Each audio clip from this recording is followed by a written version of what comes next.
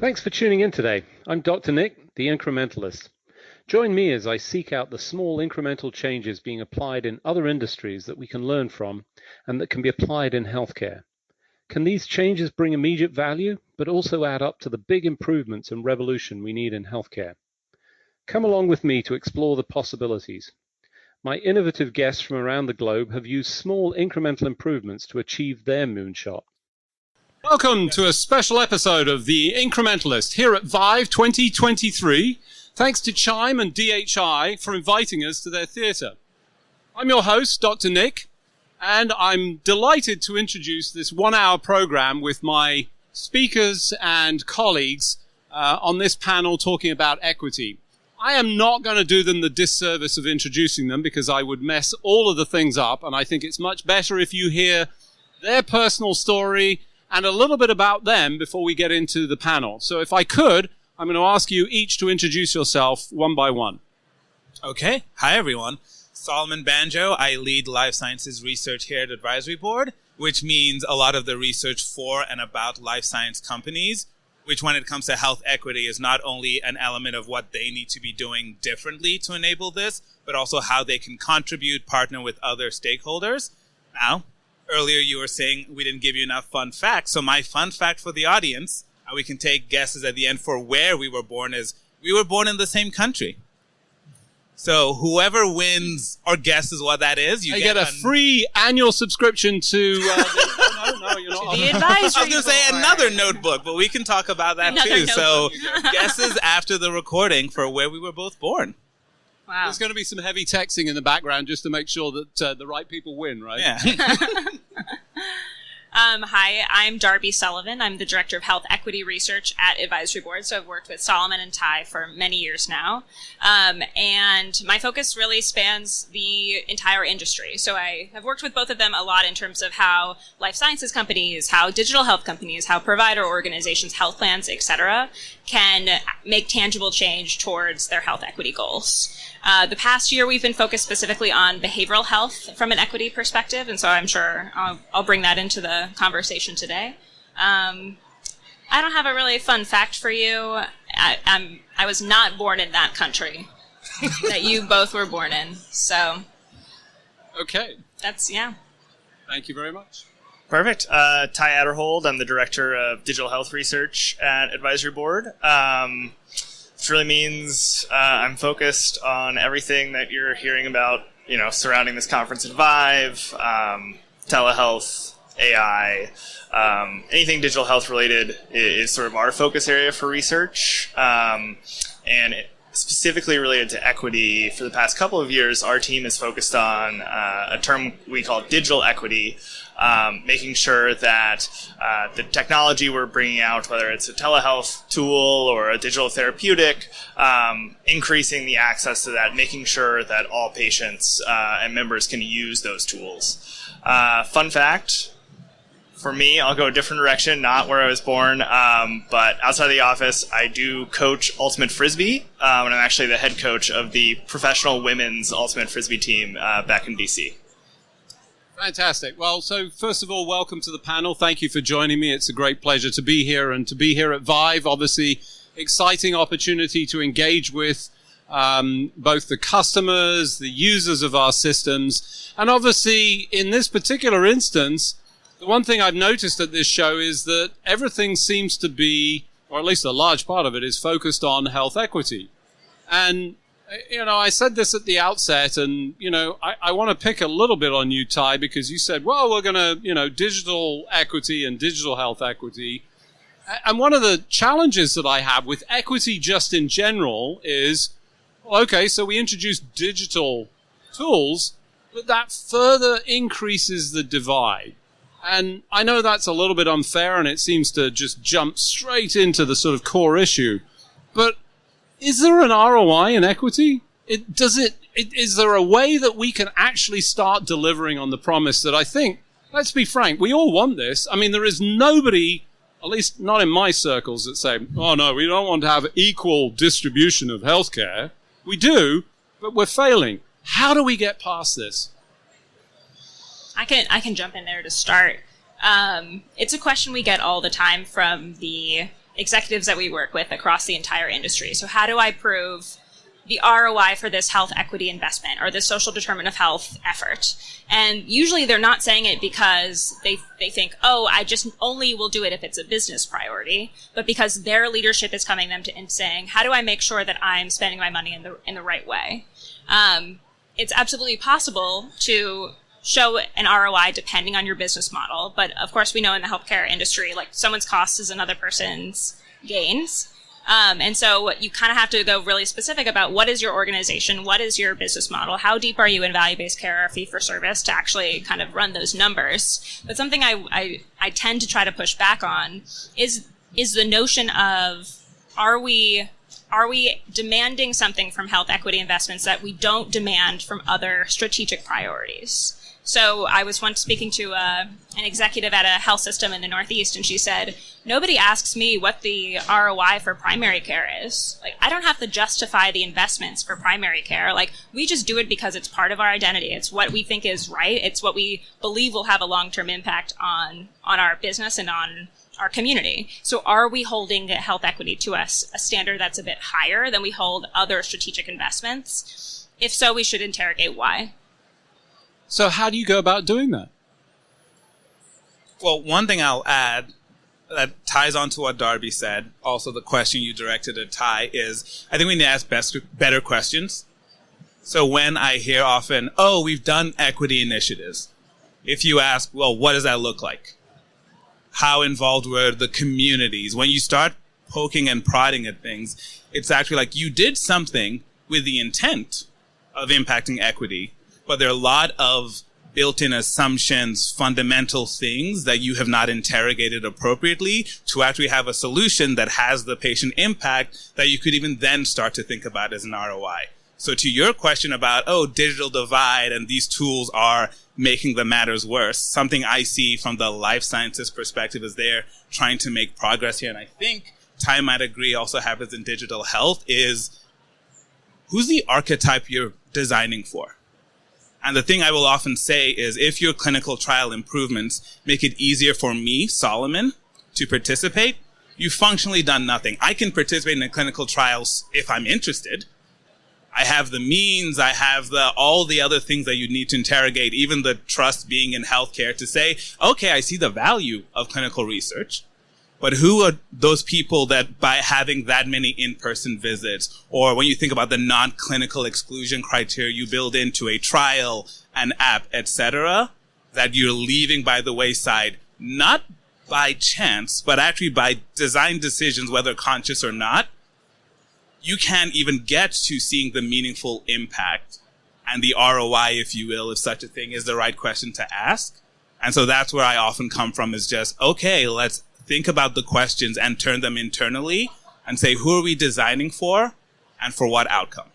But Ty, not sure if you'd add anything. I would say the same is true when you look at digital health solutions companies. I think oftentimes you hear the message of telehealth can expand access, digital health can expand access at the same time that solutions are designed mostly for convenience sake.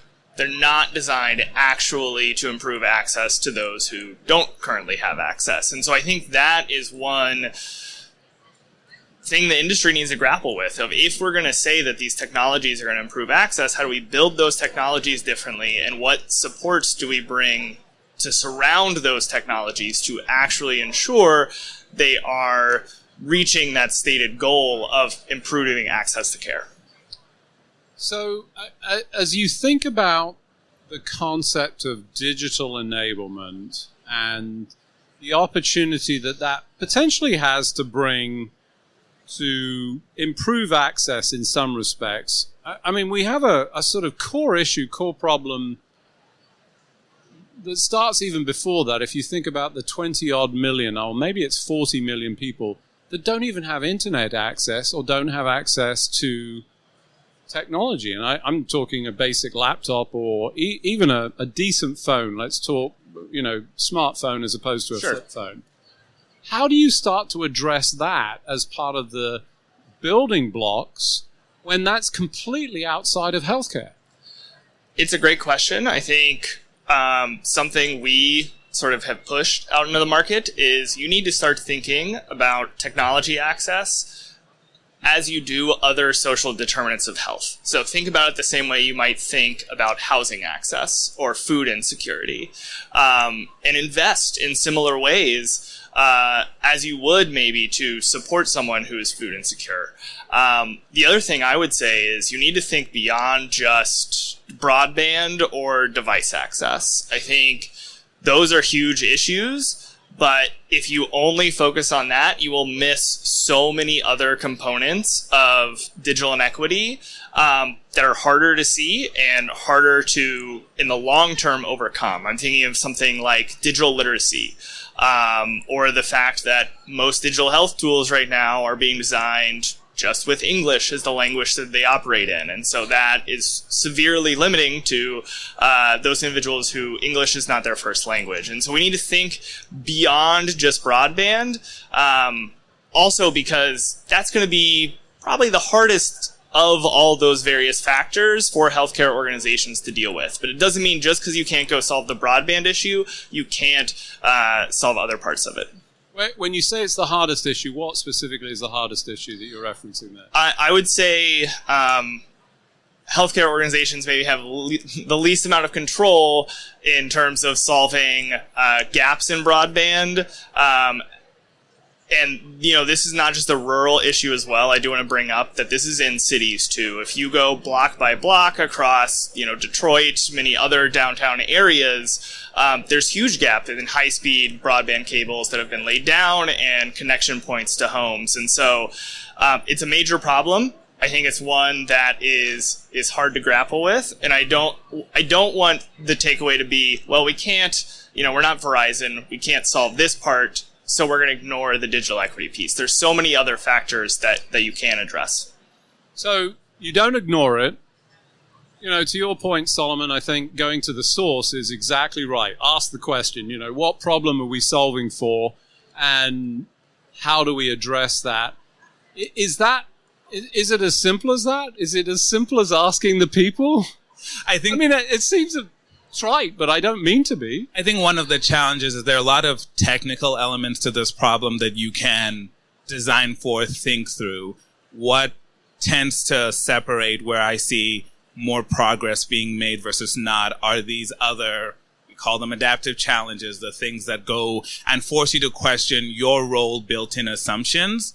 And I think having, for lack of a better word, appropriate humility, because you mentioned, the people who are missing from this picture because they may not have access. I'm thinking about all the resources out here talking about being data-informed, data-driven. I think we also have to have the humility as a healthcare system to say what we all know, which is there are a lot of Americans who are not in that data. So if we're only designing based on what that data, those practice patterns, and who conforms and is legible because we haven't excluded things because they're too messy, we're going to find it hard to actually make progress here. And so one example to bring it back to life sciences that we see is when I'm talking to patient advocacy groups about what would you like to see happen differently to enable change. One example that stuck with me is a lot of your clients come to me, Solomon, with a specific request that they'll fund. And they'll give us money to support this thing. But I get pulled in this direction by one, this direction by another, this direction by another. They hardly ever ask me where the patients I represent want healthcare to go.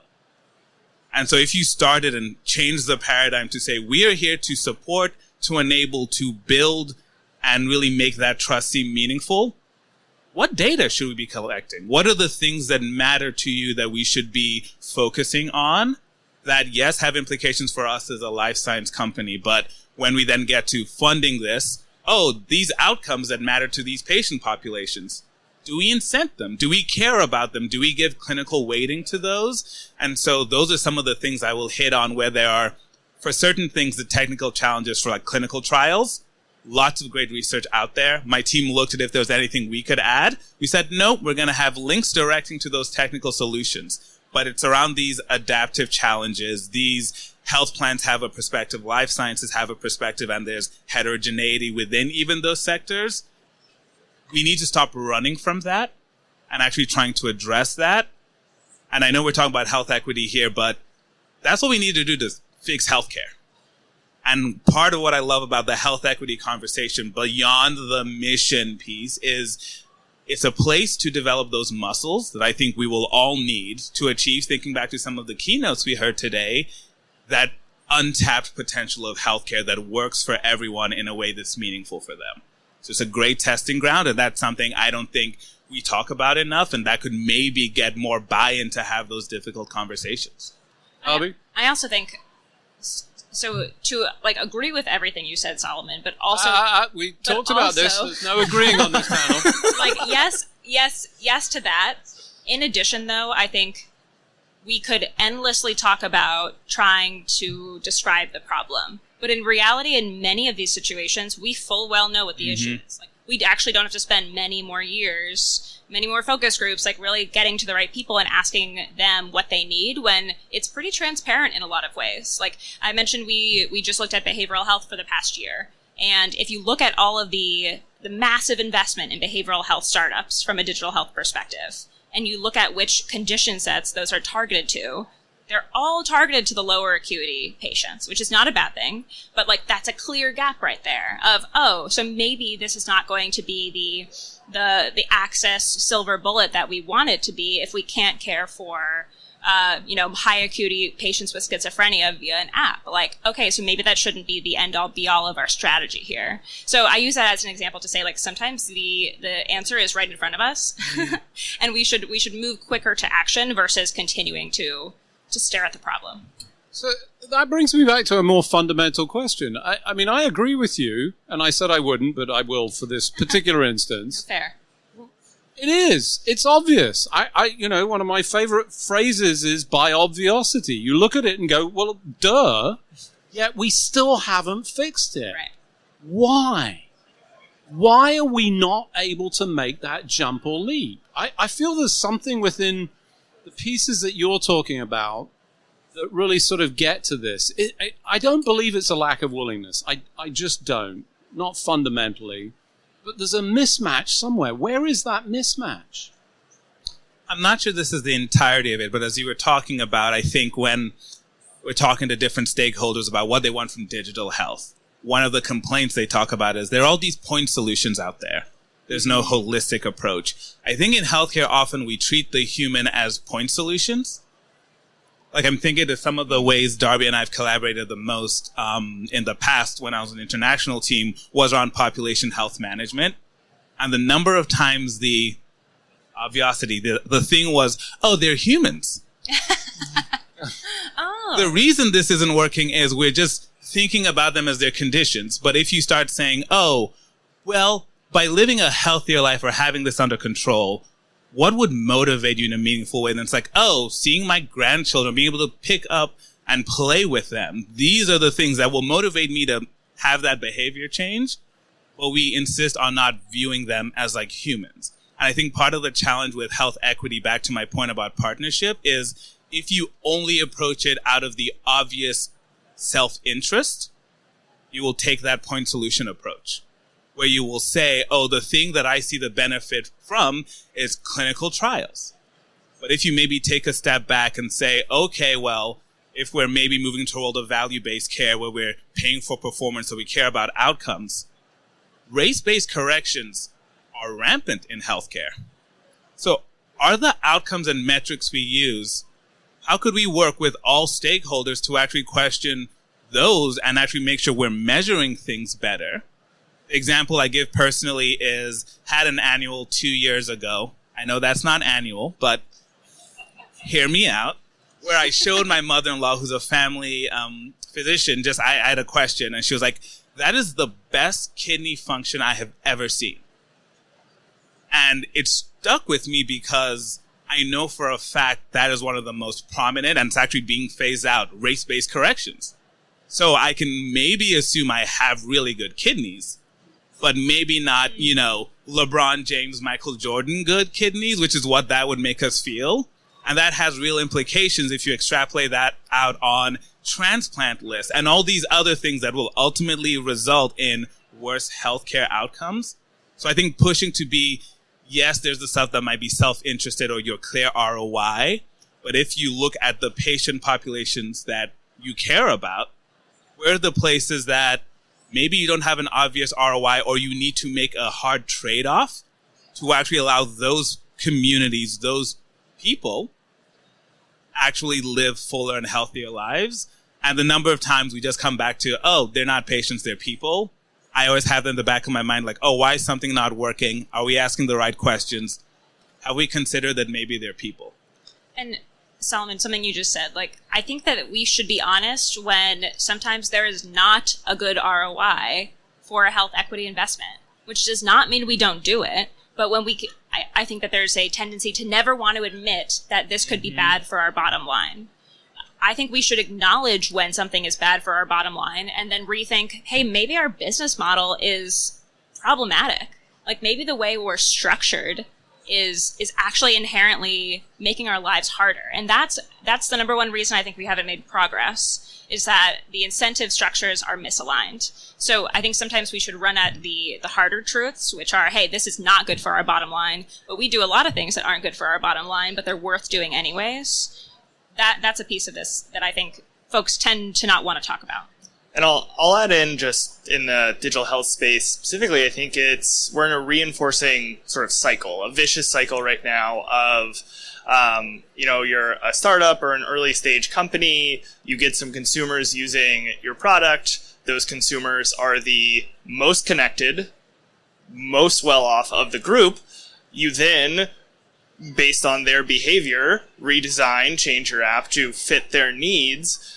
And then as you grow larger, you wonder why it's only those same consumer types using the tool. And now we have digital health built for convenience that's not expanding access. And so it needs to start very early on to be able to break that cycle. You have to be able to invest outside of just building that specific function in some of those expansions of broadband that we talked about previously, in order to break that cycle, get better data on wider parts of the population, and then have tools that can actually expand access and improve health equity. So take that point, and I think it was you that brought up the sort of point versus holistic, Solomon. Is maybe one of the requirements here, I'm going to go out there and say, enough of the point solutions. I mean, we keep going to Silicon Valley and, innovators and say, oh, come up with, it's got to be outside. And is part of that problem that those people outside focus on those small, narrow solutions? And we should force the issue and say, unless you can do it in a rural healthcare setting, it doesn't apply? I think it's easy to throw the blame that way, I think. But I think we also have to think about, there's a reason why they do go after the point solutions, because that's what's being bought. That works for them. That's where the money is. That's where the money is. That's where, health systems and payers will go out and fund you or buy your product.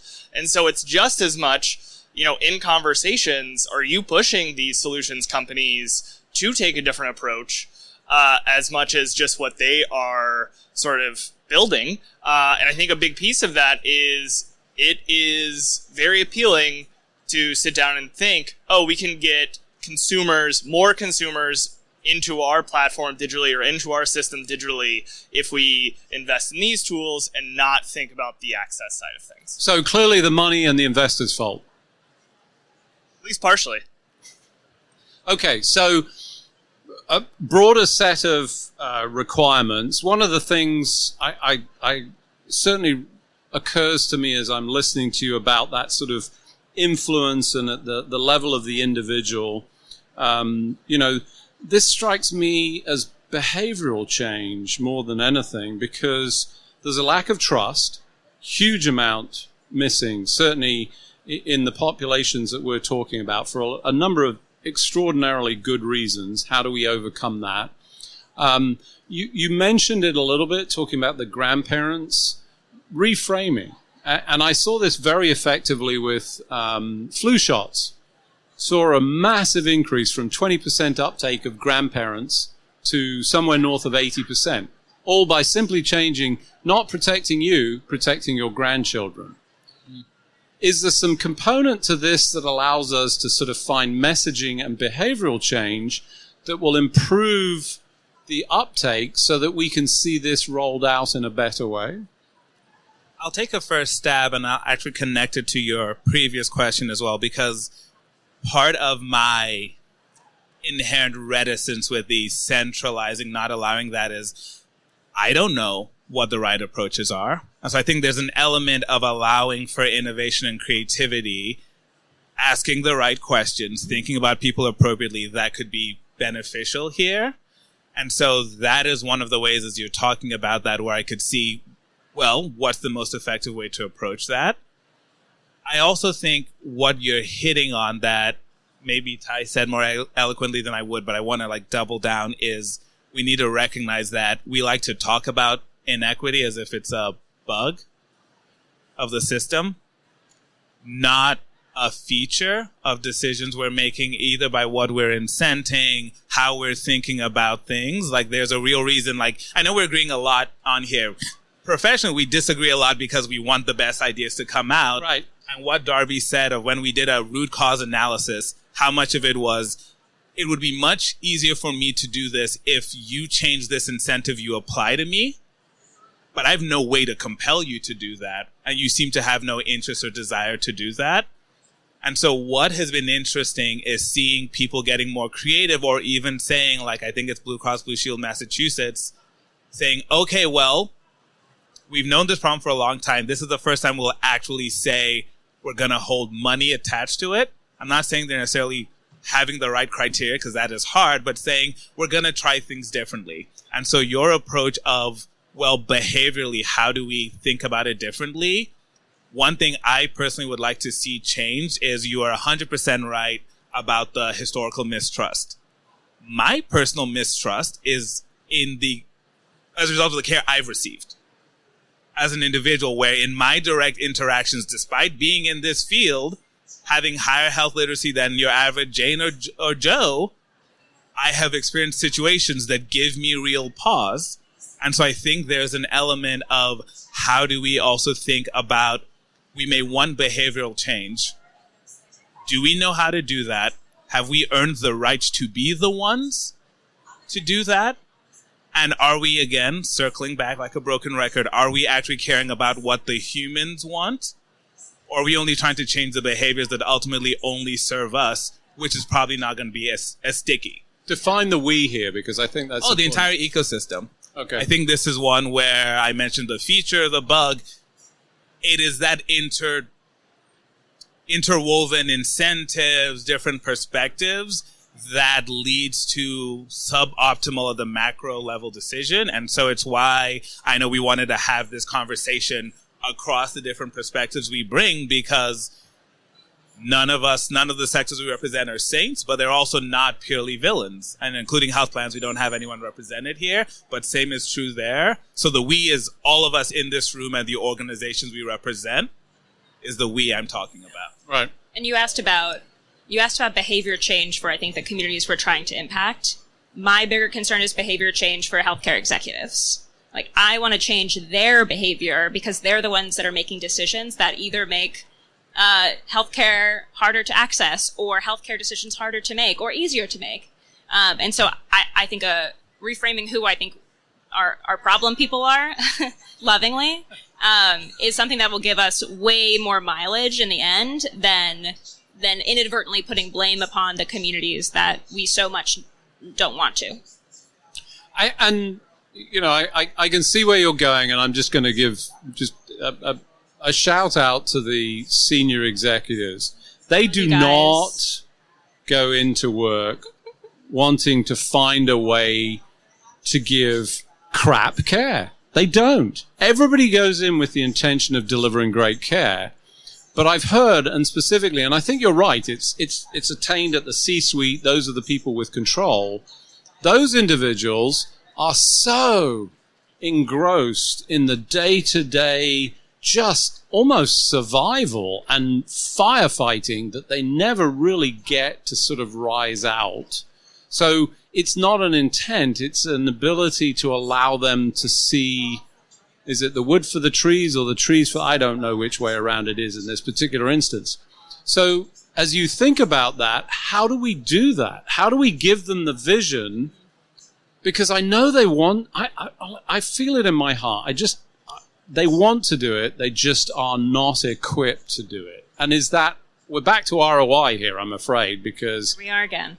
Yeah, no, it's a great question. It goes back to Solomon's example he was sharing about BCBS of Massachusetts, and they're not the only organization to do so, but they said, hey, actually, it would be easier for us to do health equity work if we were incentivizing our partners to do it well. So now they're the provider partners that they work with. In order to be considered a quality organization, they also have to be an equitable organization, which, like, again, when you say it now, you're like, duh, like that should have always been the case, but there was never any payment tied to a gap in outcomes, and now there is. And that just makes the work so much easier when you set yourself up for that ahead of time, versus, here's a situation I have to get a grant for, or always kind of like trying to stay afloat amid a crisis.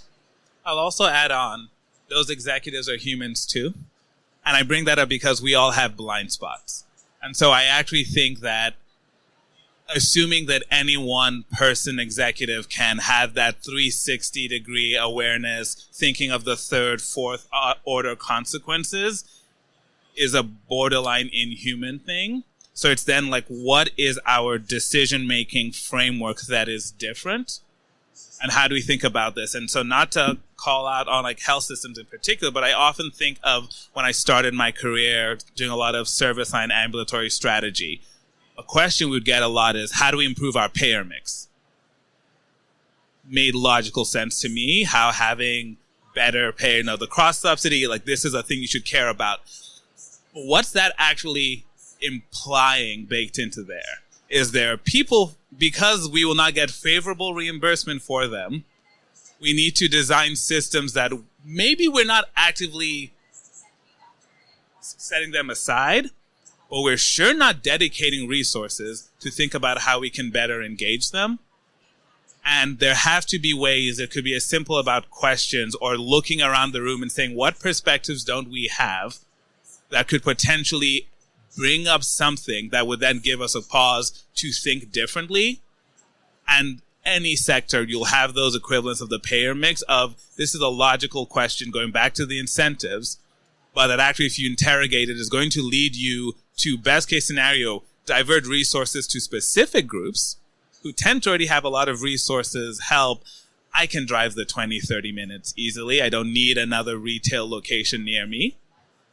So what about those people, the AMC I live near, massive catchment area. I've done ride-alongs where we're going an hour and a half, then hiking up to get that patient, and then we're doing it again.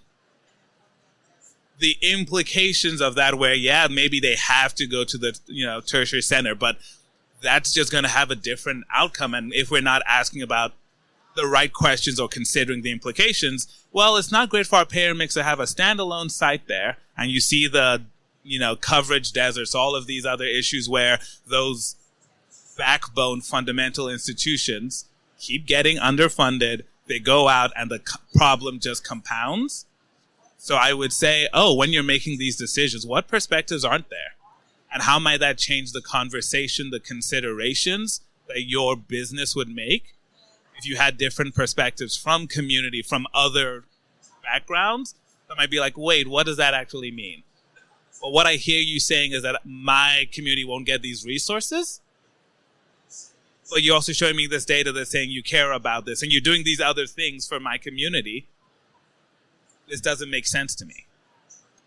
And that, I'll just say that payer mix conversation hasn't gone away. It's just a consumer conversation now. When people say consumer, they're talking about a certain type of healthcare patient. And I promise you there are algorithms being built to help identify who are the ideal consumers that we want coming in. How do we appeal to them? And that is the focus. And, you can both be a leader who is actively wants to solve the health equity challenge and talk about it. But if you're also considering tools like that or thinking about consumers in that way, you might be unintentionally undermining your own efforts because of these other financial incentives that you are making decisions based on.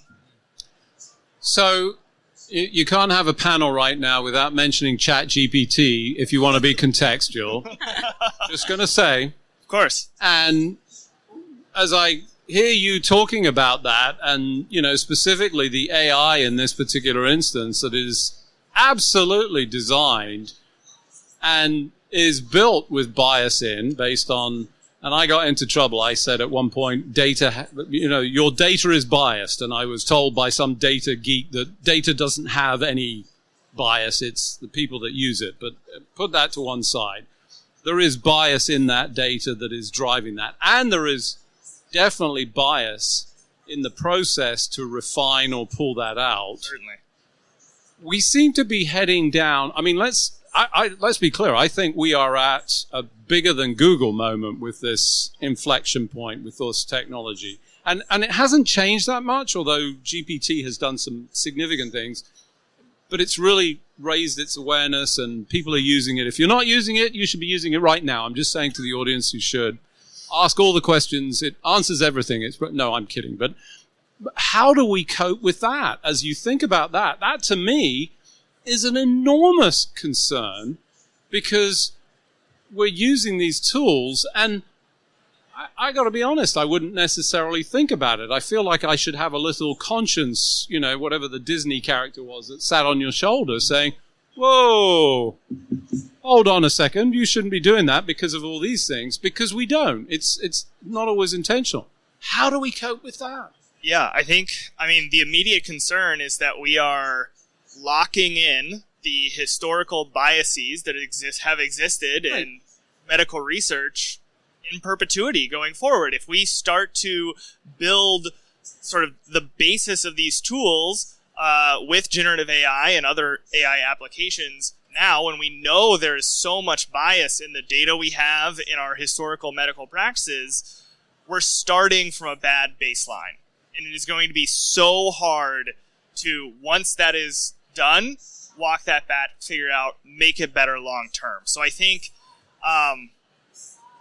it's not going to happen, but I would say slow down. We have to slow down and make sure we are doing this in the right way. Have you met the people in Silicon Valley? Oh, I know. Can I add something in addition to the slow down?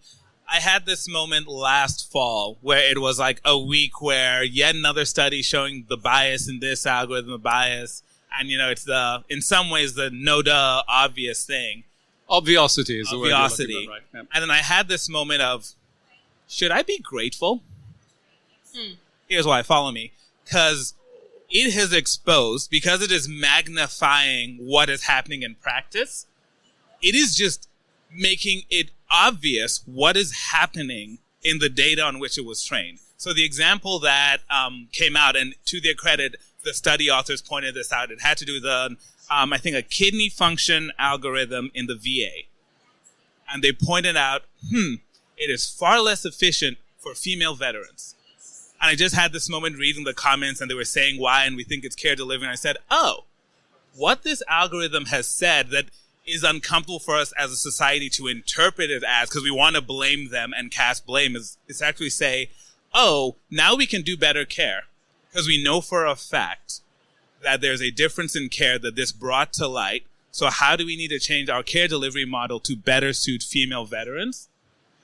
And so that is the other, obviously not intended application. Everyone went in there hoping it would work as well for both, but clearly it's not because of all the bias, all of these things. And can AI actually alert us to where behavior change, not just the communities, behavior change for healthcare practice and how we design things to actually work better for those patient populations? Then we have better data, we have better care, we're building trust, we have a lot of these things. So now when I have this moment, I'm like, okay, add this to my whiteboard of places where there's demonstrated bias, courtesy of an algorithm. And now we can see, and do we allow those organizations, both who are developing the algorithm and delivering the care, to say, let's do better. And here's how we've done better. Now that obviosity, we can't ignore it. So I think great point. I'm I'm going to put you in the category of the pandemic was a good thing. Oh, no. Well, no, but here's why. And it's for the same principle. It had the silver lining of exposing all of the things that I think maybe some people knew but didn't. And it's shining a spotlight on all of those elements. And I've always been embarrassed to say that. Every time I say, the pandemic had a silver lining, that's a terrible thing to say because it was a terrible, terrible tragedy. Mm-hmm. But I think that's you're a spin doctor on this. You're putting a positive spin. And it's the appropriate thing because we have to find the positive value contribution. And in this case, I think that's good. I agree. And here's why I want to do it as well, because if we don't get to a place where it is safe for organizations to say, we found bias, we're addressing it, what we're going to incent is covering up any proof of bias. Yeah. And that's just going to hard-code it. We're not actually going to see better patient outcomes. And that I view as far more concerning. You're just creating nothing but incentives for people to not admit what we all know to be true. But I don't want to be that headline. Can I be the little mosquito in your ear, though, about this?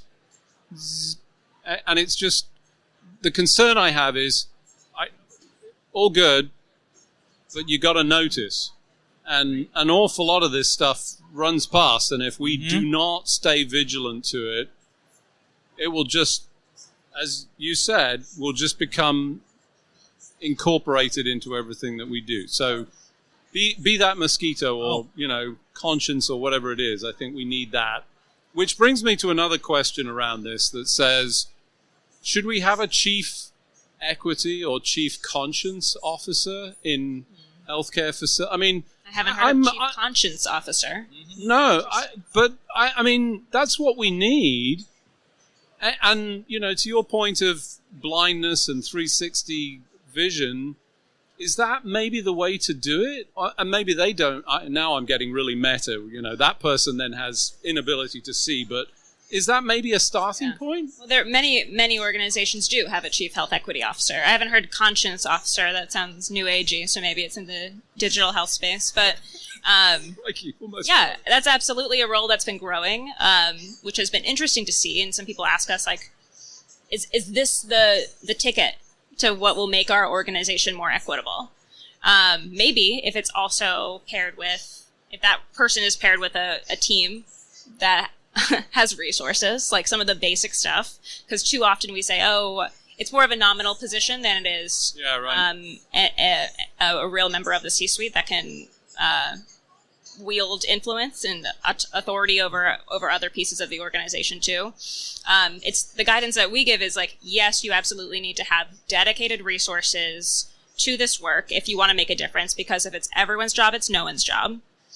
But at the same time, if you only have a one and often small team dedicated to health equity, you're kind of shooting yourself in the foot because you're missing out on the opportunity for every single team and every single department, every single service line to actually playing a role here. So that means incorporating things like incentives and performance reviews, and making it, at the very least, looking at your departments and saying, does our health equity department have a conflicting financial incentive than our service line development department? And if so, how do we reconcile those things? So it's less about what is my specific org chart and who's in my C-suite, and more about the investment across the organization. That's what we found. Stick a stake in the ground and say, roughly speaking, what kind of percentage do you think, of that in the health systems that you're aware of? And the reason I ask that question is, I know I've been at these conferences for years, and we've got to have patients here. And sure, we do. And everybody says they're a patient. I'm very publicly a patient right now. So, we all advocate, but do we advocate across the full spectrum of equity? And we seem to be continuing to miss that because those people don't have the resource. What's the percentage, and how do you feel about that comparison? The percentage of health systems with zero for health conscience, but chief equity. I would hate to put a number on it without the real data. I know that goes completely against the grain. It's 5%. Less than 5? I would optimistically say 10%. Okay, well, nobody's going to hold you to it. Maybe. It's just recorded forever after. Yeah, Yeah. I hope that's right. Okay, so let's talk a little bit about the opportunity for learning in other countries. And, you know, it was some of the things that I heard you talking about with the human aspect and being out there. And you told a story specifically of, you know, going out and having to climb the hill. And that reminds me a lot of some of the experiences that I'm familiar with, where other countries with far less resources actually get more on the ground, more capabilities to actually deliver care. Do we have things to learn from other places in your experience or not? Other countries, that is. I mean, central to Advisory Board's ethos is finding those transferable insights. So I am inclined to say, obviously, we do.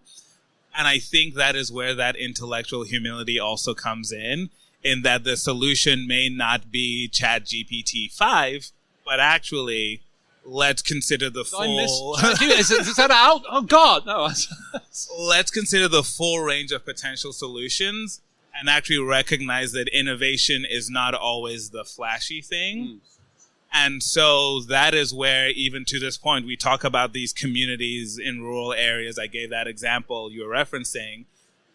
They are having to find a way to still support each other, navigate with the lack of resources. So there's an onus on us to figure out how do we make sure we are giving the appropriate resources, but also what are the things you can actually teach us about what works and what works in your environment as well, because that is the other thing where taking that solution, to Ty's point, that has been overly engineered, even in the same country, but for specific patient populations, and then saying that's going to transfer even within the country. It's like, no, you have made I was talking about this earlier with a colleague, where that's a bespoke suit. It's only going to look good on one person, versus how do you actually have a more tailored approach that's going to look good, but you can still take it off the rack, not to get all sartorial here. But that is what I think can be applied within the U.S. and certainly to other countries. But I don't even think we have learned all the lessons within our borders. Right. And so how do we actually say, okay, intellectual humility, what would it look like in these places that don't have these, and innovate? Because oftentimes, you know, you hear the adage, innovation is the intersection of constraint and purpose. That constraint. These communities have constraints. So how are they innovating? Because healthcare is something that everyone wants to have more of. So what are they doing to try and support that? How do we scale that? But also, how do we still make sure we're giving them resources? Because I don't want it to seem like, oh, everything's perfect there. To your point, the data, gaps in life expectancy, rural versus urban alone, then you add on other layers. It's a bleak picture. But I do think there are absolutely lessons to be learned. Okay. So switching gears, let's talk behavioral health. Sure. You know, again, another spotlight. Oh my God, did we know that we had this much bad, you know, karma in the world? I think we knew, but I don't think we knew it was as bad. It's definitely gotten worse and disproportionately impacts. How are we addressing that? How do we go about addressing that? Big question. Luckily, I've spent the past year researching it. I only ask big questions. Something we found early in our research in behavioral health is that when you want to talk about equity in behavioral health, there's actually two levels. So I call it the meta inequity. I'm trying to get it to catch on, if you want to hashtag that. But there's, of course, the demographic disparities that we see across every other healthcare condition, what have you. Like, we know that. But there's also this inherent inequity and separation and siloing of behavioral health from the rest of physical healthcare that I think we also know too. But that means that no matter your identity, no matter your background, if you're a patient with a behavioral health condition, you're inherently going to have a worse experience and worse access and worse outcomes than your counterpart without one. So there's this sort of double level of dysfunction that we see in behavioral health care. It's similar to the broader conversations about health equity, because though everyone wants it to get better, it's getting worse every day. And so we tried to figure out, okay, what is the advice we can give healthcare executives that go beyond a Band-Aid approach, yet another pilot program, something that might help 10 patients a year or a small patient population, but what would it actually take to restructure the healthcare system?